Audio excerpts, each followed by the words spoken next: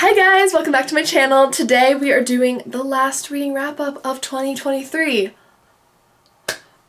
Wow, okay. Can't even believe this, and by the time you're seeing this, it is already 2024, so happy 2024. I hope you have a wonderful new year. For this reading wrap-up, I'm going to try something a little new and separate my books that I read this past month into genre. That way you can jump around in the video if you prefer like mysteries over thrillers or vice versa. Let me know if you do like this format better than me just like mixing them all together. But we're gonna start with mysteries, so this includes everything from cozy mysteries to classic murder mysteries, historical fiction mysteries, anything that's a strong mystery. I Heard a Fly Buzz When I Died by Amanda Flower. This is an Emily Dickinson mystery. It's book 2 within the series. This is historical fiction. It takes place in 1856. And our main character in this is Willa. She is Emily Dickinson's maid. This takes place when Emily Dickinson is a young woman. She's in her 20s. She's living with her father, mother, and sister. And I really love this. I feel like the pacing for this one was much better than the first book. I gave the first book like a 3.5 because I really loved the characters and I thought the mystery was really good and the setting was amazing. But I didn't think like the pacing was so good in the first book. And this one, the pacing is dramatically improved in my opinion. Gave it 4 stars. I thought the mystery was really good. I really love Willa and Emily as a tag team. I like reading from Willa's perspective because she makes some commentary on class and like social differences that Emily is, as a, you know, like a pretty privileged young woman within like a wealthy family. She has a lot more, she's just very like unaware of these things, whereas Willa is painfully aware of them as a servant in the household. So I like that. I like their friendship though. I like the hints that Emily's writing. I thought the mystery for this one was very good. It was like poisoning, which I always enjoy as a method for murder just because it leaves it open to just anybody because it doesn't require like, you know, like a lot of physical ability. So it could be, you know, an 80-year-old woman who poisons someone. It could be it could be anybody basically. So I always like that. I thought this was good. I would recommend this series if you like historical fiction, if you like cozy mysteries, if you're interested in Emily Dickinson. I think you'd have a good time with this mystery series. Possibly my favorite mystery read of this like entire month, except for one other we'll get into. But Aunty Lee's Delights, a Singaporean mystery by Ovidia. I made it a priority and a goal this month in my December reset, which I'll link above. I've started doing these with some monthly goals and everything, and I made it a goal to read this because I'm trying to read more books that are set around the world because almost all the books I read are either set in North America or Europe. So it's pretty, pretty close. But this one takes place in Singapore. I loved this. Like, I thought I would enjoy it, of course, because I picked it up, but I adored this. Oh my goodness, Aunty Lee. If you like Vera Wong's Unsolicited Advice for Murderers, I think you'd enjoy this. It has very similar vibes with like this older widow who is very family focused. She's very loving. She feeds people as like her love language. She gets into other people's business. If you liked Vera Wong, you gotta read this. This was the closest I've read to Vera Wong and I just enjoyed it so much. Aunty Lee basically gets involved in a murder mystery when there is a death near, like close to her, and basically there's a dinner party. One of her guests fails to show up and there's a disappearance as well, and she believes they're linked. She starts to put things together. I love Aunty Lee. I love Aunty Lee. There are 2 more books in the series. I will most definitely be continuing the series. Just the most like wholesome, happy vibes. Like on a day where I needed like a hug, this was such a comforting read.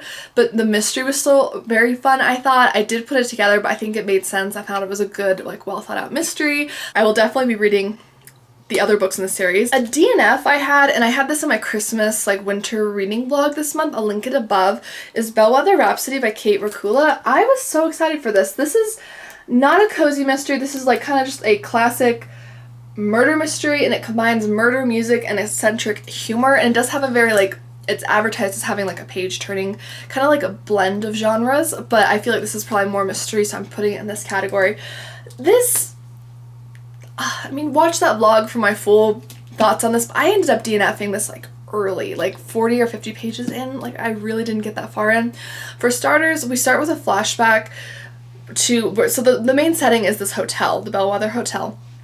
Beautiful, prestigious, like luxury hotel. Okay, great. Love the setting. We got snow, amazing. Well, there was a murder that happened there in the 80s where like a bride who they just got married that day, she kills her husband and then herself.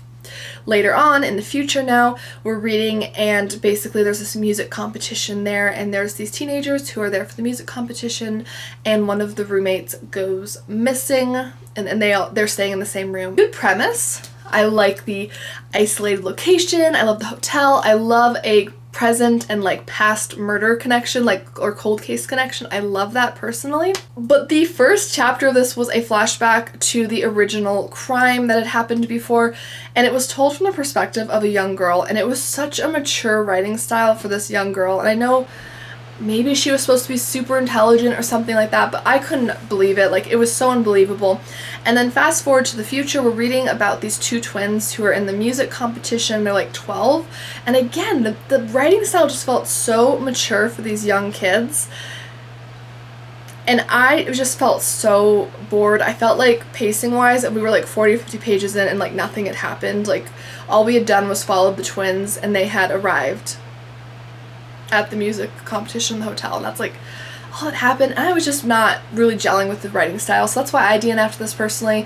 I think there's so many cool elements to this. I feel like a lot of people could really love this, but it just wasn't for me personally. Speaking of disappointing, this wasn't like a bad read, but I had such high expectations for this and it didn't deliver, so I'm really sad.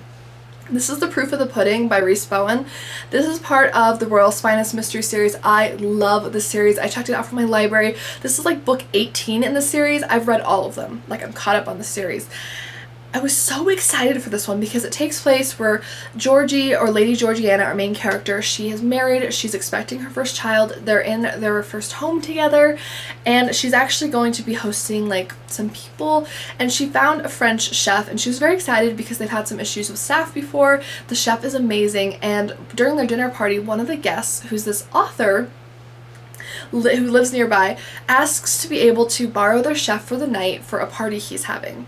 And they agree, and they also get an invitation to his party. Now his manner, he's like a creepy like mystery like horror writer or something like that, and he's got a really creepy manner. He's got a poison garden. So there were so many elements here. And then a guest, of course, dies during dinner, and her chef is accused, and Georgie gets involved, right? So everything about this absolutely screams something I would love. I love the series, I love the poison garden, the dinner party, these creepy like manor. Poison, again, I think is just such an interesting method for murder mysteries, because again, it could be anybody basically. This book was so sluggish. It really felt like it was so much more about Georgie and like her getting ready to like her first child and stuff. And of course, you know, this is a cozy mystery series, historical fiction series. You're expecting those slice of life moments, and I love learning about Georgie and her life, but it felt like the mystery was like an afterthought. I thought the mystery, some of the tropes used for it were kind of, I was like, okay, like I kind of called it really, really early, and I was expecting and like hoping that maybe I was wrong, and that's kind of was like a really good red herring, but it wasn't, and I was just like, okay, I don't know, I just didn't love it. It was fine. It was like a 3 stars for me. It was still enjoyable because I really love Rhys Bowen's writing style, and these characters and stuff are very familiar to me, but I didn't love it. I really wanted to. I really wanted to. If you're a fan of the series, let me know what your thoughts on this book were, because I just didn't think it was as strong as basically any of the other books in the series, personally. So I finished this book. I planned it to finish it on Christmas Eve, and I did. And this is Slashing Through the Snow, A Christmas Tree Farm Mystery by Jacqueline Frost. This is book 3 in the series. I love this series. It's so good. I think there's one more out that I need to get to. But basically we have our main character, Holly White. She works on our family's Christmas tree farm, and they've also recently opened like an inn on the premises, and she's the innkeeper. She's very excited. She's helping out with this wrapping like toy drive thing where she's wrapping all these gifts. Like, a reviewer is staying on the premises of her hotel, and they review like, you know, food places, hotels, like different establishments. They have a lot of enemies. They're very harsh, and they end up dying. The mystery ensues. I really liked this. I feel like Holly's just such a relatable character. She's so much fun, and the town setting of Mistletoe, you could not get more Christmassy than this series. I mean, a Christmas tree farm, they have like the reindeer games, they have like all these like snowman and sledding and decorating competitions. These shops in town are all themed. It's so cozy and Christmassy and amazing. The mystery was really good. I had a good time with this one. I think it was solid. I didn't call it. I think it had some really fun twists to it. I liked learning more about some of the characters. I'm excited to see where they go in the future, and the ending for this, some of the subplots, if you know, you know. It was really cute. It was really fun. I was like, oh, okay, yeah, that's great.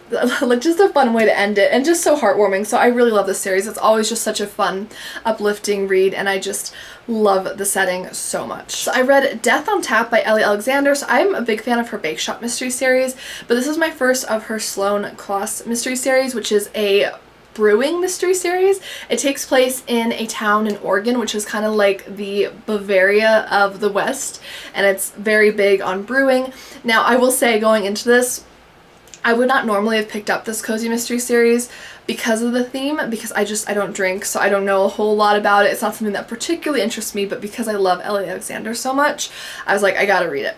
So it was very interesting. I like Sloane as a character. She's basically, the mystery starts off with a big bang because she basically walks in on her husband and another woman at their establishment, and she storms out. She has a son who's about, like, 15 maybe, like he's in his like early teens, and he's cool. I like their relationship. I think it's really cool, but she ends up striking out on her own.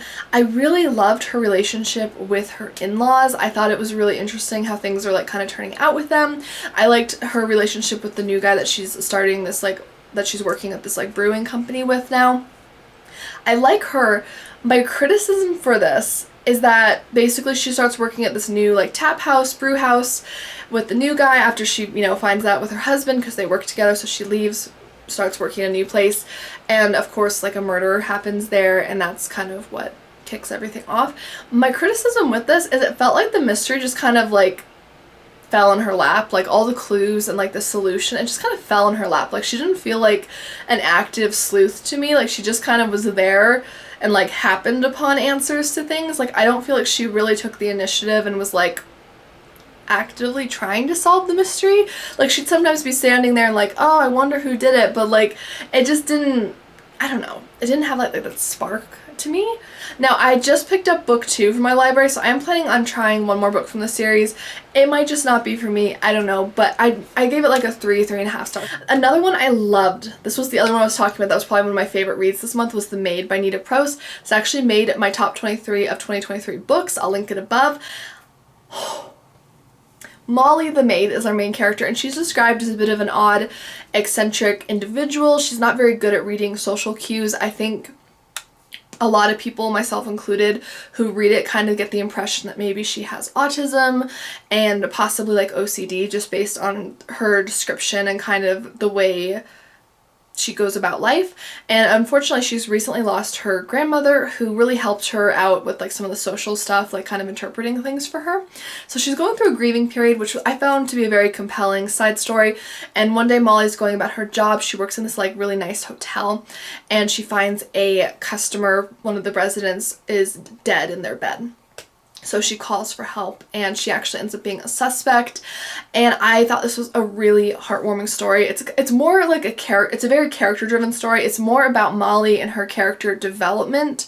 I feel like the mystery isn't super hard to find out, and a lot of times you actually are putting together the clues before Molly is, because she doesn't pick up as much on those social cues. So you'll be reading dialogue between her and another character, and you might be picking up on things that she's not, because she'll take things like very literally, but you're kind of picking up maybe on more of the nuances of what the other character actually meant. So I found that to be kind of an interesting, it was very interesting. It created some very unique moments and some kind of like lost in translation moments that ended up being kind of fun and in different ways. But I did really, really enjoy Molly's character. I was just rooting for her so much. I loved the way the story ended. I thought the mystery was fun. Again, not too hard to solve, but it was more about like the journey than the actual solution, is how I would put it. So I'm really excited to read book 2. This was a 5-star read for me. I just devoured it. I loved Molly so much. Getaway with Murder by Diane Kelly. This is another one I read in my winter like cozy reading vlog, and I loved this. It takes place in a mountain lodge. Misty Murphy is just her like amiable divorce, and she, you know, receives some money during the divorce, so she decides to buy this like dilapidated mountain lodge. She's restoring it, and during her first week open, a yoga retreat stays there. And so there's this large group of like yogis and they're all doing their thing during their retreat. One of them ends up dying and she has to clear her name and, you know, just save her business because she's just open. She can't afford to have a murder happening on the premises and she wants justice for the person that ends up being murdered. I love this. Misty really, as a character, I loved her. She's in like her very early 50s, I want to say. She's got 2 adult sons. I know in some of the latter books in the series, she actually ends up having her sons there with her, so I'm excited to kind of meet them and see her relationship with them. There's a cute side plot with her and the handyman that might be kind of developing a little bit of a romance. I thought they were a good like little sleuthing duo as well.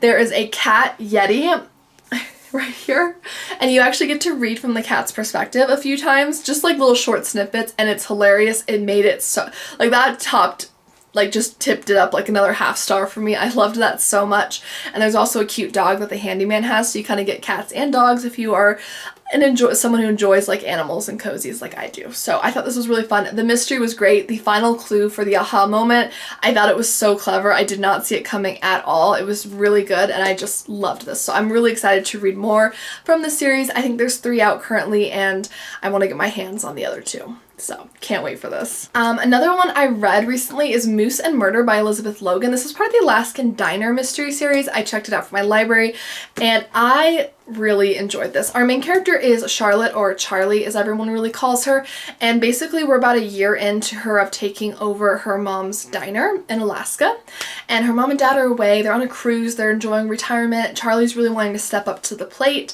and her chef ends up dying right after she has this big public fight with him. So she's loosely a suspect. It doesn't go too hard onto that aspect of it, but she teams up with a reporter in town and they are kind of the sleuthing duo that kind of takes on this mystery. I really like Charlie as a character. I thought she had a lot of positive elements. She has an adorable cat, and wait until you hear the name. This might be the most outrageous name for a pet in a cozy mystery, except for maybe Laura Levine's Jane Austen mystery series, except that maybe. But the cat's name is Eggs Benedict, and she calls him Benny. But the full name is Eggs Benedict, and I just, for a diner mystery, I mean, come on, I think the author must have had so much fun naming that. That's hilarious. That's so funny. I love that. Anyways, so you have Charlie and Eggs Benedict, and they're just this delightful crew. I liked it. I liked the diner. I liked learning about the food. I really liked the ending for the mystery. I thought it was pretty intense, had a really strong motive. I put together who did it, but not the like motive and everything. So I really enjoyed the delivery of this at the end. I was like, okay, that's good, really good. I will say I did feel a little sluggish in the middle of the book. I was a little slower for me, but overall I give this like 4 stars. I think it was a really solid read. I definitely would like to read some more from the series. And then our last mystery is Miss Jeffries and the Three Wise Women by Emily Brightwell. This is part of the Victorian mystery series, so we got a historical fiction mysteries. And our main character in this is kind of twofold. We have the detective, like, inspector here, and then we have Miss Jeffries, who is like his housemaid, and she also helps him sleuth. I liked this. I thought the mystery was good. I thought the writing and setting were enjoyable, but I felt like it was very slow because it's very much like a golden age mystery where they go, they interview people, they think about it, they go interview more people, they think about it, and that's great. I like that style of writing. I can really enjoy a golden age mystery style like book, but it felt like it was very repetitive because Miss Jeffries and like some of the other staff, they would go out, they'd interview people, you'd hear, you'd learn the information alongside them, and then they would go back to the group and report it, and then Miss Jeffries would talk to the detective about it. So it felt like this repetitive, like you were learning about it like 3 times over, so it felt very slow to me. I would like to read an earlier book in this series because I feel like if I knew the characters a little bit better, since this book is like far into the series, that might help. So take all that with a grain of salt. I do want to go back and read more. This is book 36 in the series, so if you like this series, you got plenty to read. But this was a very like cozy Christmas read, so I still had a good time with it. It just wasn't an all-time favorite. Okay, so Lisa Jewell, None of This Is True. A friend lent me this, and I'm super excited I got to read this. This was insane. Absolutely insane. And you go into this, of course, with the title, None of This Is True. So you know that what you're reading is not always going to be true. based on this title. And the story surrounds two women. We have Josie and Alex. So one night they're both out actually celebrating their birthday. They're both turning 45, they're birthday twins, and Josie introduces herself to Alex, who kind of seems to have like a more ideal life. Like she's out with her girlfriends, whereas Josie's out with her husband, who's much older than her, which is was an interesting part of the story.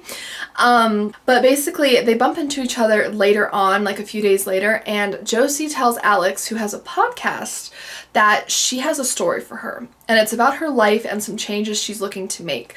And she has two daughters. She's married to her husband, who, like I said, is much older than her, so there's an element of when they got together it was not so appropriate, so keep that in mind. I would definitely look up some warnings. I would say in general do that for thrillers, but this one was heavy. It was very heavy. So we're doing this, and the women start to get together more. They're meeting each other more. They're recording. So you're reading between the podcasts, like, so you kind of know some events that are coming out because you're reading about the podcast, what it's reporting, and then you're going back a little bit in time as things are happening and unfolding. And it's intense. So Alex is learning some really concerning things about Josie's life. She's interviewing some people in her life. It's quite concerning. And then Josie disappears, and Alex is left with this horrifying like legacy of what Josie has left behind. And it's very intense. I really did enjoy this though. I thought this was a very good thriller, very twisty, definitely has some open-ended elements at the end. So if you're someone who likes a very fixed ending that like answers everything, you might want to avoid this, because I definitely had to do some Googling afterwards to see what other people thought, because there were some questions I still had, and I feel satisfied with the way they were wrapped up. But if you don't like an ambiguous, like anything ambiguous at the end of a story, keep that in mind. But really good. I thought Lisa Jewell did an excellent job. I haven't read anything else by her, but I definitely want to try some more thrillers from her now. So if you have recommendations, let me know. I would love to check them out. The other one that I got this month, actually for my own book of the month, is No One Can Know by Kate Alice Marshall. So I love the cover for this. I think it's so stunning. Love the colors, love the glass. And basically there are 3 secrets, 2 murders, and a lot of things you can't even count. So our main character is Emma, and she has 2 sisters, the Palmer sisters, and when they were growing up, and they were ranging from like late adolescence to or very late teens, depending on the sister, their parents were murdered. It's not really clear, and it's never really been solved exactly. So Emma and her sisters, they all left. They went their separate ways. They did not talk about it. They did not go back to their family home, which is this very nice, as you can see on the cover, very nice, like beautiful, like kind of home in the country, very small town. But in the future now, we have Emma, and she is taking her husband back to the family home because they're in a tight spot and they really need somewhere to go. They don't have a lot of other choices. Emma is not happy about it because she's afraid of her reputation, and she's been someone who the public has always looked at harshly for either maybe having done the crime or maybe hiding secrets about it. She's been the one who's judged the harshest. She goes back, and because she goes back home, she starts to get involved in the case again and kind of really trying to figure out what actually happened. She ends up reconnecting with her sisters. It's very dramatic. Kate Alice Marshall, I also read her book earlier in the year, What Lies in the Woods, which also involved 3 women who had like a really horrific crime happen to them as like teenagers. So she has like kind of a theme here, and I really enjoyed both. I thought this was a really excellent thriller, like a 4-star read for me. Very gripping, very intense, very grisly, but a very interesting conclusion. I found the ending it was good. It was good. I had some parts of it pieced together. Other parts I was like, oh, okay. So I really enjoyed this. I would recommend it if you enjoy kind of a present meets past cold case scenario. I think you'd enjoy this thriller. Speaking of a like past and present case connection, if you enjoy that setup, I think you'd also like The Winter Sister by Megan Collins. This is actually her debut. I've read some of her other books and I enjoyed them, and I just thought this one sounded really good. Now I will say some of the words that come to mind for me with this is haunting and atmospheric. This was super intense. Basically 16 years ago, our main character Sylvie, her sister Persephone, went out with her boyfriend and she was never seen again alive. And this has always haunted Sylvie and her mother. Of course, this has been extremely upsetting, and her mother has basically been in shambles ever since. She's just I mean, mentally and physically like fallen apart basically. A lot of difficult scenes to kind of read with that. And then Sylvie herself has been very distant from her mother. They've really not had much of a relationship since Persephone died. And Sylvie herself harbors a lot of guilt because of something she did that night, which possibly contributed to her sister's death. So you're reading about this, she's got a lot of guilt. She's having to come back now 16 years later to her mother and stay with her mother because her mother's undergoing cancer treatments and needs somebody there. So this is the first time they've really spent any significant time together since her sister's death basically, and it's very awkward. It's very excruciating to read because you're just sitting there and you can just feel the tension. It's very, very like harrowing. It's very uncomfortable and you just feel so sad for both of them for different reasons. And as she's going about this, she's taking her mother to a nearby like treatment center, and she runs into this man who is actually Persephone's boyfriend, who she had disappeared like with that night. So Sylvie has always suspected that he was the one responsible for her sister's death.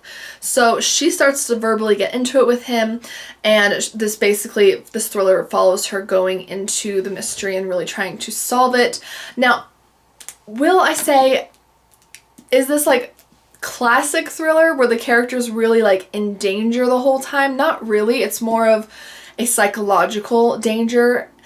The ending was extremely gripping. I thought it had a really, really good conclusion. I thought it wrapped everything up really well. There's definitely some scenes that made me cringe in this. I can't really go into them without spoiling anything, but overall I really enjoyed this, especially for a debut for her. I'd give it like 3.5 to 4 stars. If the concept sounds interesting to you, I think you should go for it, and I think again, this is perfect to read this time of year because there's a lot of winter references, the winter sister. So I really did enjoy this. I thought it was a very thrilling, very thought-provoking thriller. You really sit there and you have to look at things from a lot of different perspectives and consider people's different reactions and stuff, and I found that to be very interesting. So I really enjoyed this. I would recommend it. Now, a nice like modern day, no cold case kind of thriller, if that's not your thing, is The Engagement Party by Finlay Turner. This was on my most anticipated fall thriller releases. I'll link it above if you want to check it out.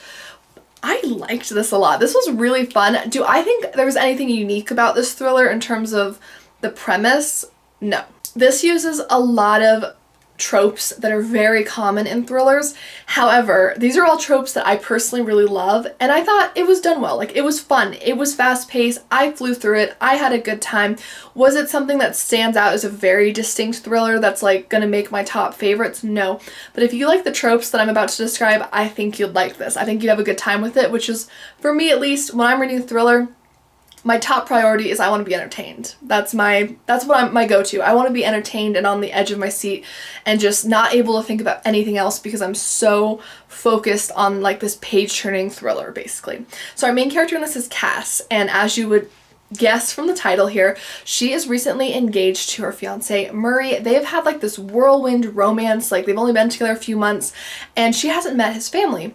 So they actually offer the family to throw an engagement party for them, and Cass is really excited. She's nervous, she's meeting her in-laws for the first time, so of course she's nervous.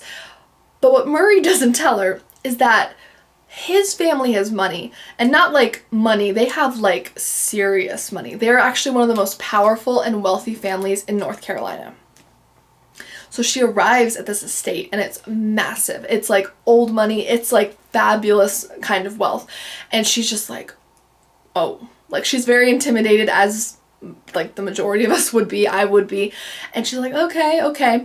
And Murray's very supportive. He's like, it's gonna be okay. My family's a little weird, but he doesn't have a big relationship with them anyways. So it's like, you know what? We just need to get through this weekend, basically. Well, the engagement party happens and someone ends up being murdered. The whole, like, everyone that's there is like basically forced to stay on the premises. There's a lot of tension. There's tons of family drama. There's a mother-in-law who's like a bit crazy, and you just have all these secrets that are coming out. So if you enjoy rich people like drama in your thrillers, family drama, a very like luxury estate setting, a pretty closed mystery in terms of like, it's just the people on the premises who could have done it. If you enjoy that kind of thing, I feel like you'd really have a fun time with this. Again, was it like anything crazy unique? No. But was it a really fun time? Absolutely. The Coworker by Freida McFadden Wow, okay. Well, this one I read is called The Coworker. Basically, it's about two women. So we have this like vitamin supplement company that both women work at. And essentially Dawn is kind of she's an odd person. She doesn't have a lot of friends. She's very quirky, I guess you could say. Possibly, maybe, like, again, it's not explicitly stated, but maybe autistic, maybe something along those lines, where she definitely has just a different way of approaching social interactions. And I loved her as a character. I should start off by saying I really enjoyed her. But one day Dawn, who absolutely lives and dies by routine, like she is very structured, she's always on time, she's extremely punctual. She doesn't arrive at work, and her coworker, this woman who is like kind of the golden girl at the company, she's like very beautiful, she's young, she's like the top saleswoman, she's got the relationship, you know, she's like goals, if you will. She notices that Dawn's not there, and she's like, that is so weird, because Dawn, again, is just this most like routine person. She didn't call out. And so she starts to kind of raise the alarm, and later on it's discovered that Dawn has disappeared, and based on the state of where she was last seen, it looks like possibly murdered. And so the coworker starts to dive into it, and wow, I loved it. I loved it. I called some twists, but other ones completely floored me. What really impressed me was the ending. Like, I did not see how the character's futures, the way that the author actually like wrote them, like the way things ended. I was like, wow. Okay, like I didn't see this coming. And I liked learning about the different like kind of roles at the company and some of the secrets at the company. There's so many levels of this that were interesting. I think it was just one of those fast, very like bingeable thrillers. Again, something that's not like crazy unique, but just a really fun time. I really enjoyed it. And yeah, I would recommend it. I think it was fun. I know some of you said that you also really enjoyed the Freida McFadden and recommended some to me, so I'm going to check out some of her other work. And then our last thriller that I read was An Unwanted Guest by Shari Lapena. I've read, now I think this is my second book I've read by her, and I'm really having a good time with this author. An Unwanted Guest involves an isolated location. As you can tell, I'm a bit of a sucker for that. It's winter themed. Basically, there's a bunch of characters that are all going to this lodge. It's the perfect place for, you know, friends to get away, a romantic getaway, something like that. So you have a bunch of mostly like couples, whether they're friends or romantic couples, and then you have some solo people, and you're reading from different perspectives, but basically they all get snowed in at this lodge because it's intense weather, and there's very limited staff. It's just the son and the dad who like own the place, who are basically running everything and being the staff for the weekend, but they're all snowed in. A murder happens, and the tension that rises through the guests, and you're just reading it. It's so uncomfortable, but like in the best like page turning way, where you cannot put it down because you're on the edge of your seat and you're just like, what is gonna happen next? Wow. I will say overall a lot of unlikable characters, or characters that are a little hard to sympathize with, but they're very entertaining. So if you need someone to root for, you might have a little bit of a harder time finding that character, but overall I really enjoyed this. I thought it was fun. I loved the who and stuff behind everything. I thought it was excellent. I barely called it, but like the motive and everything and the way it came together was so satisfying. I really enjoyed this. So this was a really fun winter thriller. I really recommend it if you're looking just for a page turning, closed, you know, location, isolated location, winter, storm, really dramatic, very tenuous, like, because none of these people know each other except for maybe the person they came with. So it's just very high stakes. Who can you trust? These are all strangers, super scary, super intense. I had a great time. And then last but not least, this is the only non-fiction book I read. This is the only nonfiction I read this month, and that is The Sleep Prescription, 7 Days to Unlocking Your Best Rest by Eric A. Prather, who has a PhD.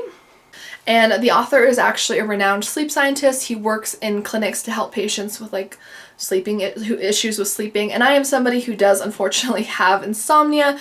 It comes and goes. Most of the time I have pretty good sleep, but I'll have periods of insomnia, especially when there's changes in like the weather, like we're going into winter or summer. I tend to have insomnia or just stress. So I'm always looking to improve sleep. And I liked this. I liked it. It breaks it down into 7 days of improving your sleep, like with a sleep log and everything.